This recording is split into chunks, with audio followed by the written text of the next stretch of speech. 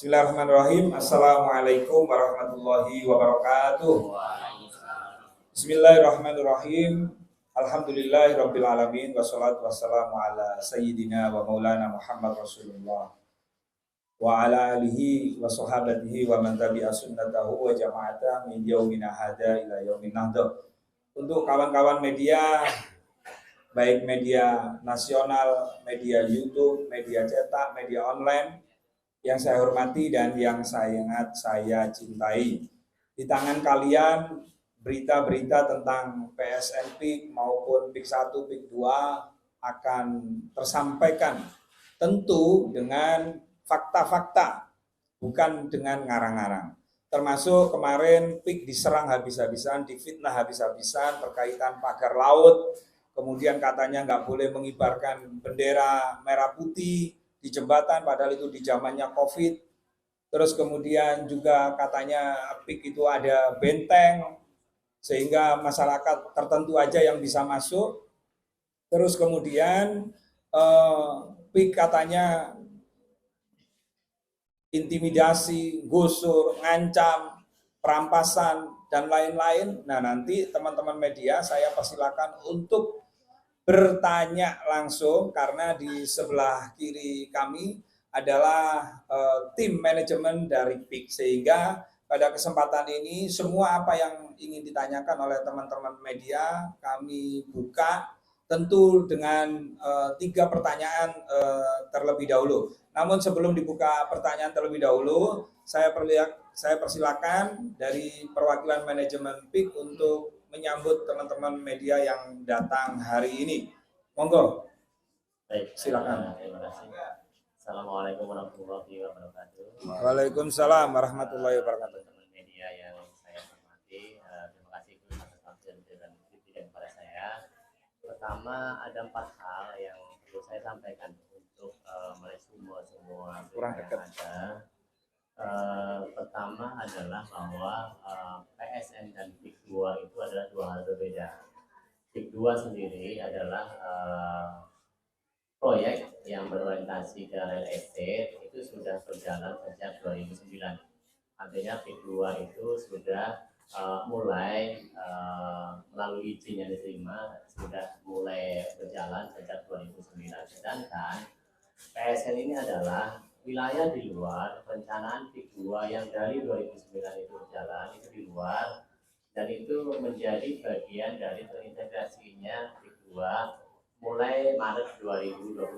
Jadi sejak diputuskan bahwa ada area di sisi luar kawasan PIK 2 yang sebelumnya itu dijadikan PSN. Nah, total luasnya kurang lebih di 1.800-an hektar. Jadi satu, pertama adalah PIK 2 dan PSN itu 2 hal berbeda. Itu yang garis bawahi. Kedua, bahwa PSN ini murni investasi dari swasta, yaitu dari kami. Kalau boleh dilihat di Permenko 6 2024 itu ada 233 PSN yang ditetapkan oleh pemerintah. 49 diantaranya adalah swasta. Nah, swasta ini tidak sedikit pun memakai anggaran APBN. Artinya yang PSN yang dikelola oleh swasta yang 49 ini sedikit pun tidak memakai anggaran APBN. Jadi murni dari swasta. Perihal PSN PIK 2 sama, bahwa investasi kami di PSN PIK 2 ini 39,7 triliun itu murni dari kami. Jadi tidak ada satupun atau sedikit pun dana APBN masuk ke dalam proyek PSN PIK 2 ini. Jadi yang kedua, tadi saya sudah jelaskan, PSN PIK 2 ini murni investasi dari swasta. Kemudian yang ketiga, bahwa PSN PIK 2 ini tidak menggusur warga. Kenapa tidak menggusur warga? Jadi lokasi di luar proyek PIK 2 yang real estate tadi, yang dijadikan PSN tadi, 1.800 hektar itu adalah lahan milik negara. Jadi bukan lahan milik warga sekitar, sehingga dipastikan bahwa proses pembangunan PSN PIK 2 ini tidak sedikit pun menggusur tanah warga. Jadi itu perlu digarisbawahi, sehingga nanti tidak simpang siur bahwa PSN dijadikan alat untuk menggusur warga, tidak. Jadi PSN ini adalah lahan milik negara yang dijadikan PSN nanti kita kembangkan menjadi destinasi wisata. Kemudian yang keempat adalah bahwa PSN ini dianggap sebagai proyek yang merusak mangrove. Tapi perlu saya jelaskan bahwa dari 1.600 hektar lahan milik KHK yang dijadikan PSN itu hanya 91 hektar ternyata yang bentuknya mangrove. Bapak Ibu boleh lihat data. Nah, dari sedikitnya mangrove di lokasi yang dijadikan PSN ini, dengan dijadikan PSN kita merevitalisasi menjadi 515 hektar. Artinya membantah dengan tegas dengan data bahwa PSN ini tidak merusak mangrove yang ada, tapi merevitalisasi, menambah dari 91 hektar yang sudah ada menjadi 515 hektar. Kemudian terakhir yang perlu kami tegaskan kembali bahwa berita-berita yang beredar selayaknya berdasarkan data, sehingga ini mengedukasi masyarakat apa sih dampak PSN ini gitu. Dampak PSN ini sangat besar Bapak Ibu, terutama terhadap penambahan tenaga kerja. Kita lihat bahwa sekarang kondisi di mana-mana ada pengusaha hubungan kerja dan PSN ini justru menambah. Kita menargetkan kurang lebih 6.500-an tenaga kerja yang nanti akan timbul akibat PSN ini. Kemudian kami juga sudah menghitung, ternyata memang ada multiplier effect atas PSN ini. Jadi ketika PSN ini berjalan, kemudian ada beberapa restoran, beberapa tenan yang akan beroperasi di PSN ini akan menambah tenaga kerja, kurang lebih 13.000-an tenaga kerja efek pengguna. Jadi jelas ini manfaatnya besar. Seharusnya ini menjadi edukasi masyarakat bahwa PSN ini tidak merusak, tapi berdampak banyak terhadap masyarakat sekitar. Mungkin itu kita buka sesi tanya jawab, nanti akan diundang Gus Rofi. Silakan. Baik, terima kasih kawan-kawan media. 3 penanya dulu yang mau tanya PSN PIK itu apa, proyek PIK itu apa. Monggo silakan teman-teman media. Ya, silakan dari mic minta tolong ini. Ya. Sebutkan dari mana ya Mas ya, dari media mana? Saya Maulana dari Radio Indonesia. Waalaikumsalam warahmatullahi wabarakatuh. Tadi belum namanya siapa? Oh iya. Pertanyaannya tentang yang PSN ini tadi kan sudah dijelaskan tentang untuk membangun mangrove dan lain sebagainya. Sebenarnya yang tadi dijelaskan tidak melibatkan dana APBN. Tapi sejauh ini untuk perjanjian dengan pemerintah seperti apa gitu? Karena tidak melibatkan dana APBN. Terus ada nggak Kak? Sudah dikaji nggak untuk PSN ini ada kajian tentang lingkungan, ada menunjukkan dampak lingkungan? Oke, dari Radio Republik Indonesia ada yang lain? Teman-teman media? Kalau nggak ada langsung kami jawab, ya. Langsung dijawab ya. Monggo sila. Oh, iya monggo. Monggo. Dari iawenews.com. Siap. Gus, ini kan permasalahan PSN ini kan timbul setelah masuk ke ranah daerah Banten, mulai muncul. Nah, bagaimana komunikasi dari pihak PIK sendiri dengan pemerintah daerah? Karena masalah ini kan muncul berkembang kan setelah kawasan yang bukan di DKI Jakarta ya, tetapi di Banten ya itu. Nah, itu sebenarnya komunikasi antara PIK dengan pemerintah daerah itu seperti apa? Oke. Sehingga muncul konflik hal seperti ini. Nah, sampai saat ini kan dalam sebuah proyek itu kan pasti kan ada sosialisasinya. Siap.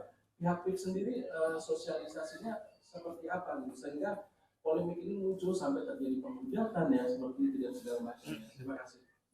Baik, satu penanya lagi. Nah itu dari Metro ya Mas? Mbak, iya dari Metro dulu. Mic-nya minta tolong dikasihkan sama Mbaknya. Dari Metro TV silakan. Luar biasa ini media nasional. Ya. Perkenalkan kalau dari Metro TV. Pertanyaan pertama mau tanya, jadi penegasan aja sikap dari MUI itu gimana soal yang ramai kemarin. Terus juga kemarin juga sempat ramai soal tanggul laut yang PIK 2 dan juga berkaitan juga dengan pagar laut. Iya, pagar laut. Dan itu dari PIK 2 itu gimana tanggapannya? Oke.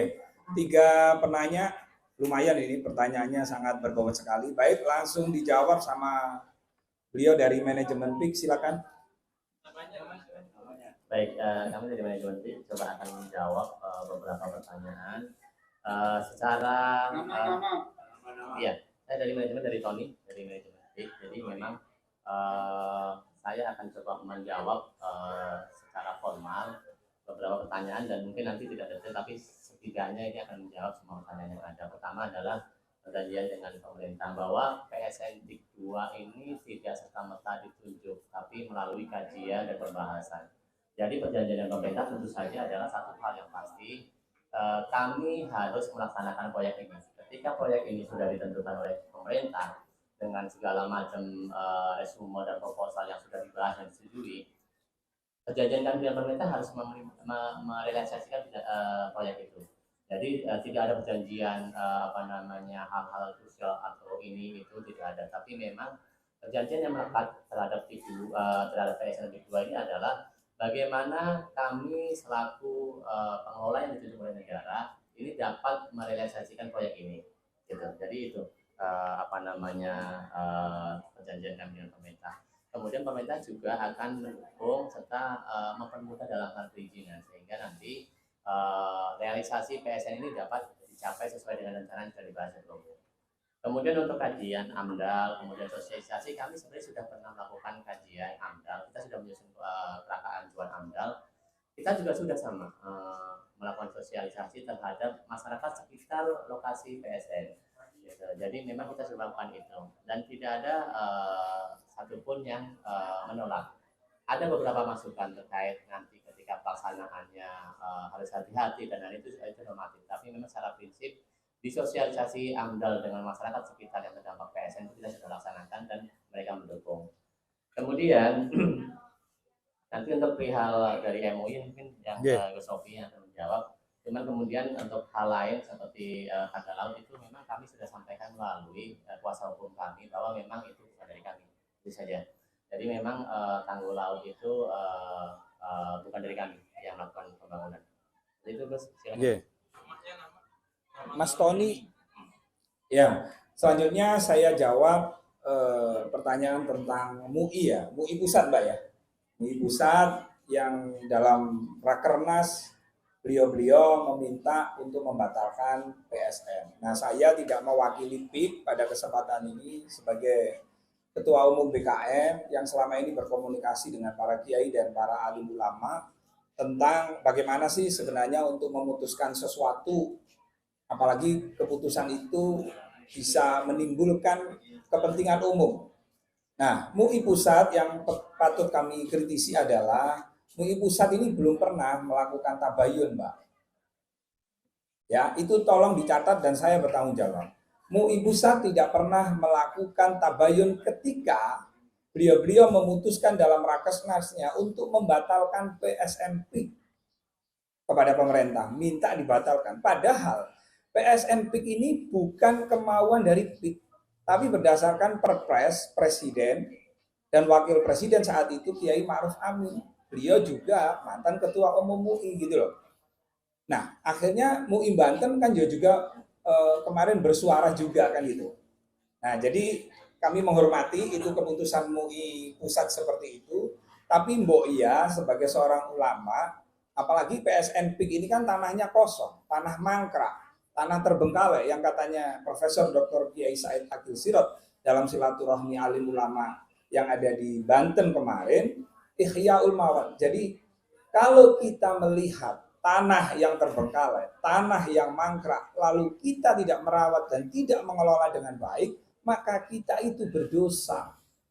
Jadi negara dalam hal ini melihat tanahnya mangkrak dan terbengkalai, maka tanahnya ini diserahkan, dikelolakan, dan ada perjanjian-perjanjian termasuk mangrove 91 hektar. Di komitmen itu harus dijadikan 500 hektar. Termasuk tidak boleh membangun perumahan. Nah harusnya MUI pusat itu melakukan tabayun kepada pemerintah, Sesmenko mungkin. Tabayun kepada pihak PIK. Nah selama ini belum dilakukan itu sama sekali. Ya kita serahkan kepada ulama-ulama karena ulama itu tidak hanya di MUI saja. Ulama itu banyak. Seperti itu, ya Mbak ya. Seperti itu. Terus yang lain? Oh iya. Oh iya.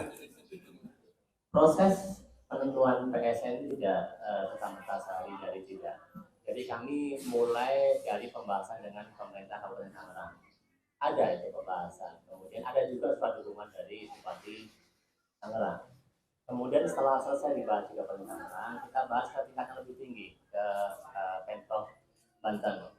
Ada juga dukungan dari Gubernur Provinsi Banten terhadap PSN ini. Artinya ini tuh dibahas detail dan tidak serta-merta ketika ini jadi sehari dibahas dari tidak. Ini ada proses yang lama.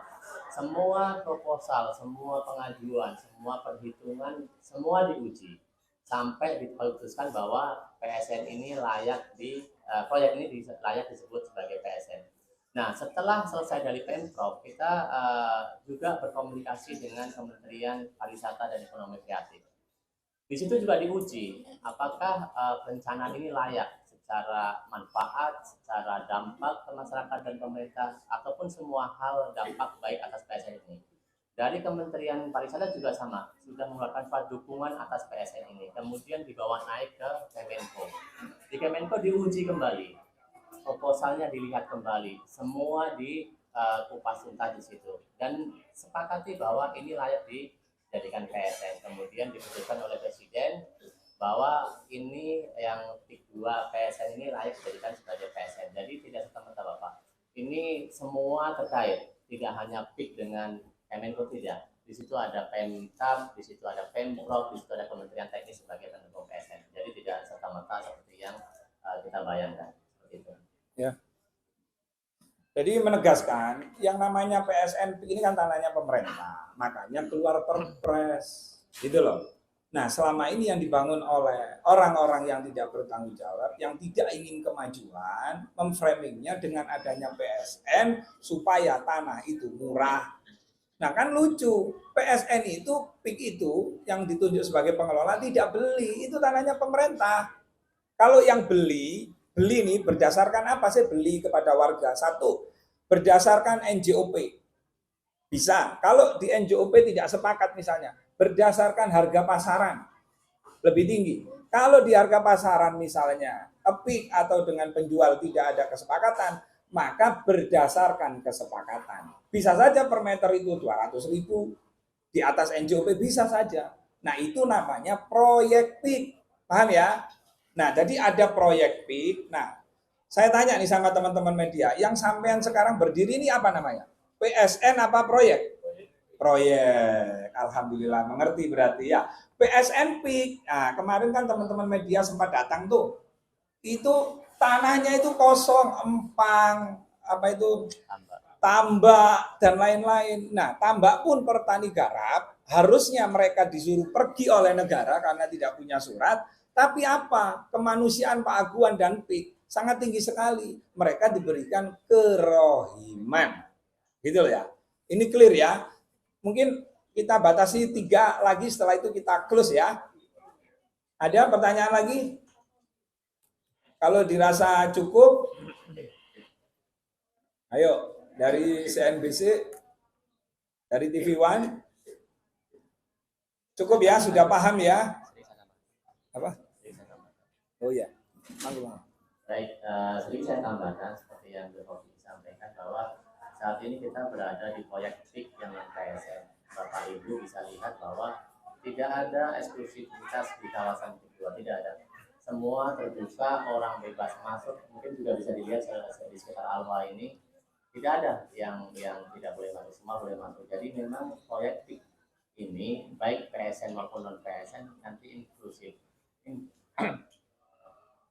Inklusif artinya adalah semua warga bebas masuk. Jadi tidak ada dihalang-halangi masuk, tidak ada dijadikan seperti kawasan khusus yang tidak sembarang orang boleh masuk, tidak. Kami baik proyek PIK 2 non PSN maupun proyek PIK 2 yang PSN semua terbuka untuk umum. Baik teman-teman media yang saya hormati, saya kira itu yang bisa kami sampaikan dalam dialog tanya jawab berkaitan dengan PSN PIK maupun proyek PIK ya. Kalau PIK 1, PIK 2 dituduh tidak islami, pertama kali PIK 2 yang dibangun itu menara syariah, masjidnya ada. Jadi tolong dong orang-orang yang masih tidak paham terus pakai isu-isu agama, lebih baik jujur aja hubungi saya di 081 5354 67676. Kalau mau tabayun, mau klarifikasi, baik itu berkaitan ada isu perampasan, penggusuran, pengancaman, intimidasi, kami terbuka untuk itu.